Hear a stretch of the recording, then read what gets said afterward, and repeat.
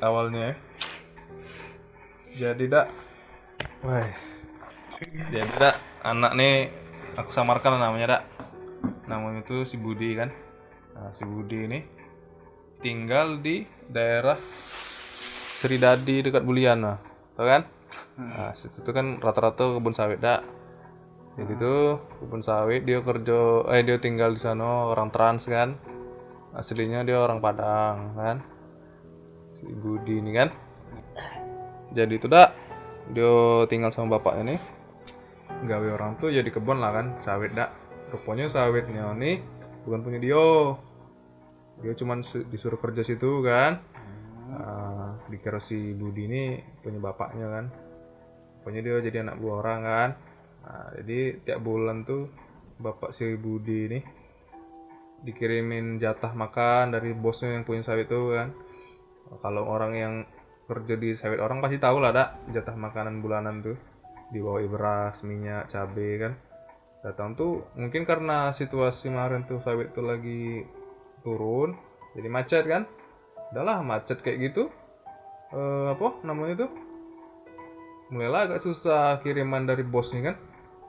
Jadi setelah kayak gitu susah kiriman, bapaknya nih mulai stres lah istilahnya tuh ya dengan situasi sekarang tuh kan. Saat itu kan si Budi ini juga masih anak sekolah, susah gue nyari duit. Nah datang tuh pas lah di puncaknya tuh, di klimaksnya nih, si bapak Budi ini kesal sama bosnya nih kan yang punya sawit nih kan. Jadi sudah hampir 3 bulan tuh belum dapat pasokan makan dari bos ini lah 3 bulan tuh. Wah, bapak ini makan ubi sama si Budi ini kan, makan ubi, makan yang ada di sawit-sawit tuh lah, di hutan-hutan tuh kan. Nah datanglah bosnya nih setelah 3 bulan tuh. Ini bapak Budi ngomong kan, jatah apa kami lah 3 bulan nih kami tidak makan kata dia kan. Cuman yang bosnya nih kayaknya masa bodoh gitu kan. Terus secara langsung tuh kayaknya nak ngusir orang tuh. Wah makin kesal lah bapak Budi ini kan.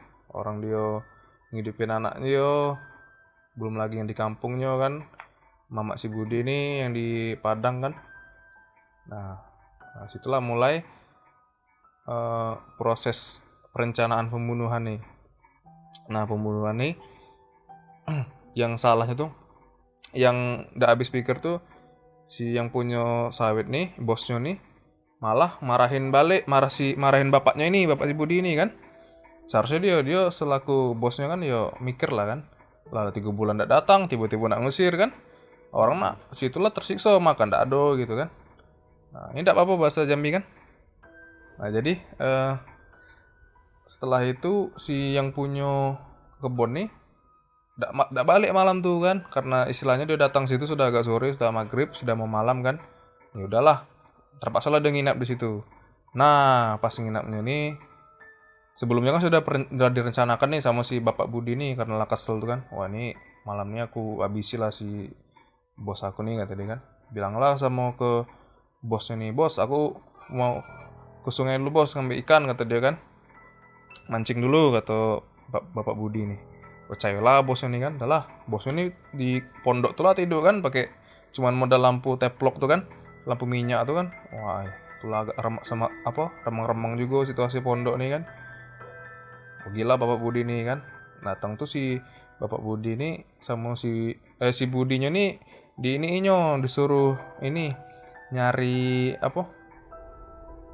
kayak nyari karung-karung bekas pupuk gitu. Nah ceritanya tuh yalah Budi ini nurut be, soalnya bapak ini lah marah juga kan, nyuruh-nyuruh tuh kan. Dah pas pergi nak mancing tuh, dia kayak ini yang diperhitungkannya nih si bos ini sampai tidur kan. Nah pas pergi mancing tuh rupanya dia sudah nyiapin cangkul sama parang yang disumputinya di dekat sawit-sawit, di tumpuan daun sawit kan. Nah datang tuh sudah, menurut bapak Budi ini sudah aman lah nih, pas lah waktunya nih, sekitar lah hampir tengah malam tuh. Datanglah bapak Budi ini ke pondok si bosnya ini tanpa banyak bacot, tanpa ini istilahnya tuh kayak izin masuk pondok, dak langsung ke kamar dia, langsung lah dieksekusinya si bos ini kan, dicangkulnya kepalanya, dipotong apanya, dibacok-bacoknya lah badannya kan. Datang tuh yang agak ngerinya tuh, si kelamin bosnya ini dipotongnya. Mohon maaf ya, apanya tuh, penisnya lah istilahnya namanya tuh ya. Mungkin agak disensor ya kayak. Dipotong sama bapak si Budi nih. Nah, si Budi ini datang kan. Ini Pak, karungnya Pak. Kejut lah si Budi ini kan. Istilahnya tengok, wih, kok aduh ini bos nih kok kayak gini kata dia kan.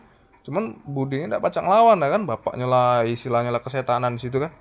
Udahlah kau bantu bapak nih ngubur ini kata dia. Ngubur bos kau nih, ini sudah mati nih kata dia. Udahlah. Cuman pas orang tuh masukin mayatnya nih ke karung kan dipotong-potong tuh.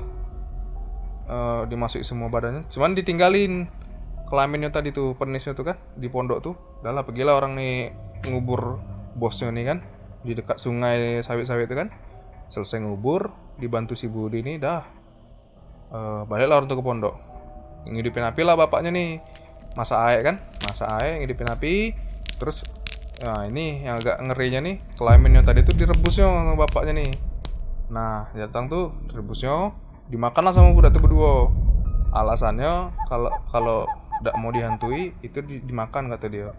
Udahlah nurut be si Budi sama bapaknya. Udah orang tuh makan lah tuh kelaminnya tuh. Setelah besoknya tuh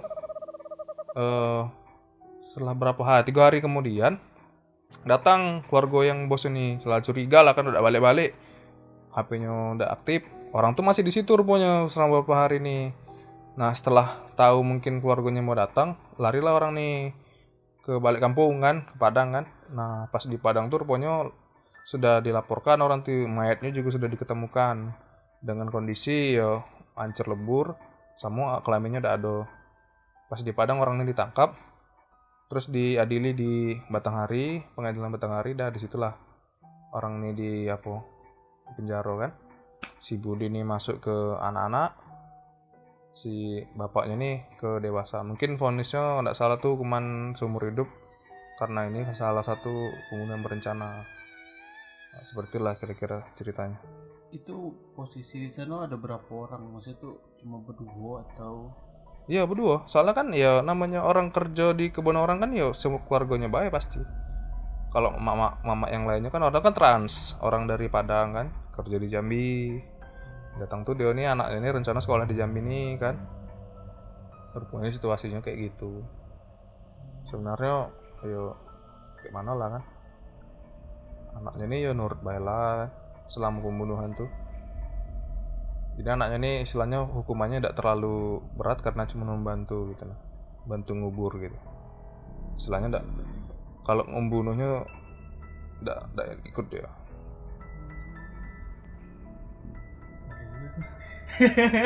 Sebenarnya kalau banyak sih kalau anak-anak di sana ceritanya. Terus kalau yang apa? Kepikiran makan mayat, makan kelamin. Nah itu kalau entah itu kan yang namanya orang apa nih kan istilahnya masih percaya dengan tahayul lah gitu loh. Masih percaya dengan omongan orang tua mungkin kan dulu kan. Apa dia emang ada nganut entah apa gitu kan. Jadi kepercayaan orang tua juga akan mengajarkan orang untuk makan kelamin orang untuk tidak ketemu hantu gitu kan. Nah, yo cuman yo kayak mana lah kan. Ya mungkin dia berpikirnya tuh pernah dia dengar entah dari orang apa kayak mana gitu lah. Entah ada kawan dia juga pernah ngebunuh orang dia kayak gitu. Soalnya yang menurut pengalaman kami, kalau orang yang sudah pernah bunuh nih biasanya dia entah orang tuanya apa keluarganya dulu pernah ngebunuh orang.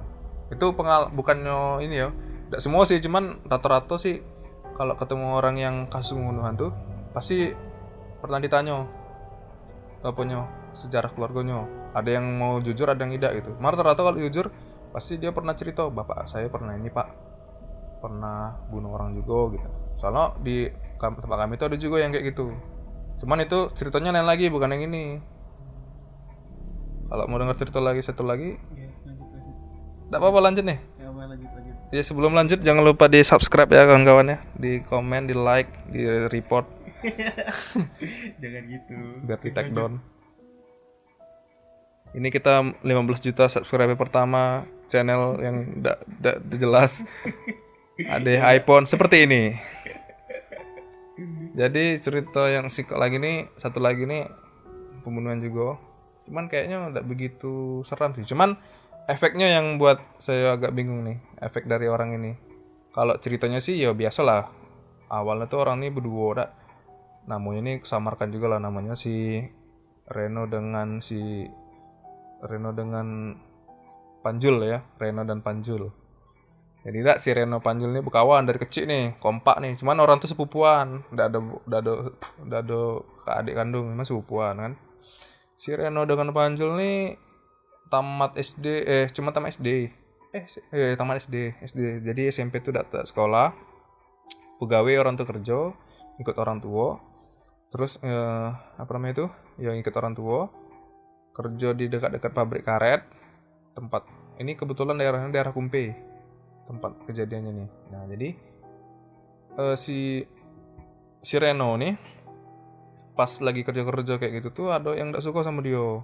Orang lah dewasa lah di atas dia kan, di atas dia gak suka, sering diejek-ejekin si Reno nih. Nah si Reno nih kebetulan orangnya juga emosian kan, cuman dia istilahnya dipendam gitu. Nah emosian dipendam. Nah pas ini langsung singkat ceritanya, dia diejek lagi sama si korban ini, nggak tahan lagi, dia balik ke rumah dulu kan, balik ke rumah nyiapin rencana, karena namanya pembunuhan berencana kan. Nah jadi si Reno nih ngajak dua orang SPK-nya satu kasusnya ya, si Panjul, satu lagi si Panjul, siapa lah kira-kira namanya. Soalnya yang si kok lagi nih satu lagi ini tidak begitu berperan lah. Kita anggap ya orang ini berdua lah ya. Si Reno dan Panjul nih merencanakan pembunuhan ke korban yang ngejek dia tadi karena lah tidak tahan tuh kan. Pergilah orang ini ke tempat si korban ini kerja kan. Nah di sini tidak banyak cerita, tidak banyak apa. Si Reno ini langsung ini dia kan bawa ini pisau kecil untuk nujah tuh kan, yang tidak seberapa besar lah pisaunya tuh. Oke, sorry ya, aku dengar suara langkah nih dari pintu. Sorry, aku ceritanya nih kita jam 3 pagi kurang 10 menit. Karena ceritanya nih agak buat saya merinding ya kawan-kawan. Oke, saya dengar suara langkah sedikit. Kita lanjut aja. Jadi pas di pabrik karet ini, si korban ini rupanya seperti lagi nyiapin alat. Nah, jadi nyiapin alat di dekat dengan alat pemasak yang ukurannya itu besar gitu di tempat karet itu kan, pabrik karet itu. Pertama langsung dipukulnya kepala korban ini kan, langsung dibantu sama si Panjul ini kan. Nah datang itu nggak sengaja dia sengaja ngarahkan kepalanya ke bawah tempat pemasak ini. Pemasak ini berat nih, kayak tungku gitulah. Jadi langsung di posisikannya tungku ini jatuh di kepala korban. Nah langsung mati seketika di situ. Karena emang alatnya ini emang luar biasa berat lah istilahnya kan. Oke, setelah di situ sudah orang ini dihukum, kalau tidak salah 6 tahun hukumannya nih. Untuk seukuran anak-anak emang berat sih. Nah, yang ini yang agak ke bagian mistisnya tuh di sini. Jadi si Reno dan Panjul ini selama 6 tahun selama mulai masuk dari tempat mereka dibina di penjara, si Reno ini sering katanya dihantuin sama si korban. Nah, jadi si Reno ini pokoknya setiap sore, setiap mau maghrib, dia di kupingnya itu selalu ada dengar orang ngomong di kamar blok mereka tuh. Di kamar blok tuh kan agak gelap tuh, maghrib tuh kan. Terus dengan kondisi mungkin di kamar tuh cuman ada dia sendiri waktu tuh. Jadi selama dia di pembinaan ini, di penjara ini, setiap gangguan itu pokoknya dia kupingnya panas, terus dadanya sesak. Nah, terus dia sering lihat bayangan-bayangan hitam di hadapan dia ya, si Reno ini selama dia di penjara ini. pokoknya setiap sore sampai dia dibawa ke puskesmas, dikira sakit apa gitu. Rupanya nggak ada sakit apa-apa, nggak ada terdeteksi apa-apa. Nah, jadi dia tuh apa? Pokoknya selama dia di Bina ini dia selalu dihantuin. Nah, pas ditanya sama seseorang bagian namanya ini ya dibilang psikolog sih bisa jadi, asesor bisa jadi, ditanya kenapa situasi seperti itu. Rupanya dulu bapaknya juga pernah masuk penjara dengan kasus yang sama, pembunuhan. Bapaknya juga sering dihantui dengan korbannya seperti itu. Sama seperti si Reno. Nah, jadi tadi yang berhubungan dengan yang tadi itu seperti itu tadi. Biasanya kalau orang yang melakukan tindakan kejahatan itu, kalau nggak dia jadi korban, dia keluarganya pernah melakukan hal yang sama. Itu kalau tindak kejahatan. Dari kesimpulan yang bisa kita ambil pada malam hari ini ya kawan-kawan ya. Anak-anak tuh yang sudah dibina kan, apa perasaan mereka tuh setelah melakukan pembunuhan? Maksud tuh apa rasa yang mereka rasakan itu? Mereka gini, kalau yang sudah membunuh nih, dia merasa biasa saja.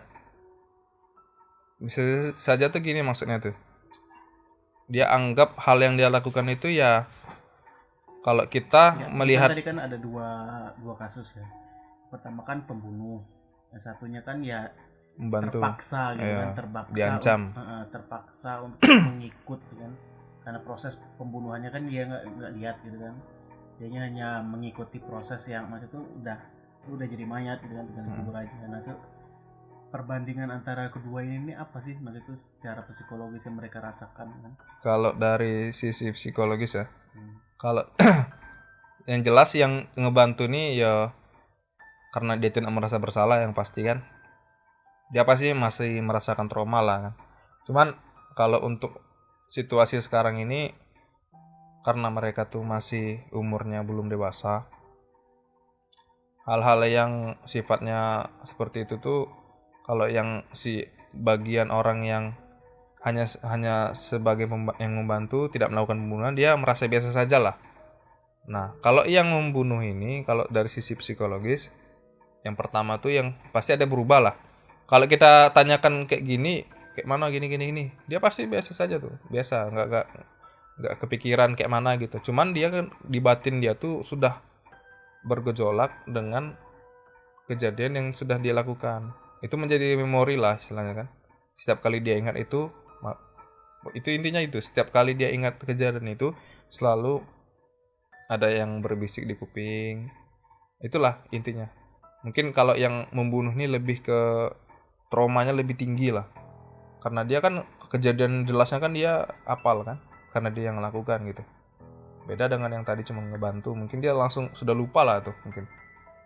Mungkin kalau diingatkan lagi baru ingat gitu. Cuman kalau udah dibahas dia udah ada ingat itu. Beda dengan yang membunuh nih kan. Terus ditanya lagi gini. Nah ini saya pernah nanya ke si Reno nih. No, kau kalau nanti keluar ada lagi yang ngejek kau, yang nyagil kau, yang nyakitin hati kau, kayak mana respon kau? Kubunuh pak katanya. Itu yang sampai sekarang masih saya ingat tuh. Dia ngomong kayak gitu dengan yakin, dengan mata tajam dia tuh, memang matanya tajam tuh. Kubunuh pak kata dia. Kau tak takut lagi penjara? Tidak kata dia. Nah itu yang sudah yang namanya sudah fatalnya tuh. Soalnya kenapa? Ya tadi bapaknya juga pernah kayak gitu. Bapaknya juga kayak gitu. Saya ini dia sebenarnya ada sukunya, cuman saya tidak mau nyebut sukunya, takutnya ada yang tersinggung. Merinding aku. Itulah yang saya ingat sampai sekarang tuh. Saya pernah asesor dia, saya tanya kayak mana kalau ada lagi.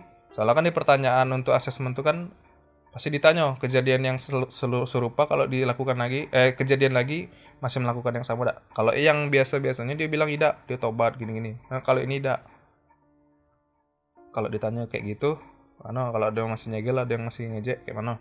Saya bunuh pak kata dia. Dah itu yang dia ucapkan gitu. Tidak ada Si Reno ini pun karena dia pendendam orang kan. Pendendam tipenya kan tipe pendendam. Artinya ketika dianya sudah melakukan pembunuhan ini, bukan rasa trauma, mungkin ada rasa kebanggaan. Jangan-jangan psikolog apa Psikopat. psikopat juga ya. Ya, kalau dibilang psikopat sih Soalnya kan secara logika iya, cuman kita kan tidak ada kapasitas untuk menentukan dia psikopat. Ada tes-tes lain lah. ya maksudnya secara Ya, cuman gini, kalau panjang psikologis anak nih, panjang kalau dibahas. psikologis anak nih belum tentu arah. Jadi kalau kita tantang anak-anak nih, dia bukan sok jago ya, makin tinggi dia. Misalkan gini, kau kemarin nyepet dak? Iya, kau kalau mau nyepet lagi berani dak? Berani kata dia. Ya karena anak-anak dia udah ada mikir efeknya yang selain di penjara tuh apa gitu nah. Kalau saya tengok nih, ya dia bilang emang kayak gitu. Saya bunuh lagi Pak kata dia kan. Cuman dengan situasi sekarang ini masih bisa tuh. Itulah tugas kami di sana tuh meluruskan itu. Pernyataan dia tuh tetap kami ingat dan kami usaha untuk merubahnya gitu. Seperti itulah kira-kira. Sorry. Apa kalian dengar suara gamelan beberapa saat yang lalu? Agak merinding nih guys. Jam 3 ini guys. Oke, sorry. Ini soalnya tempatnya agak ini guys.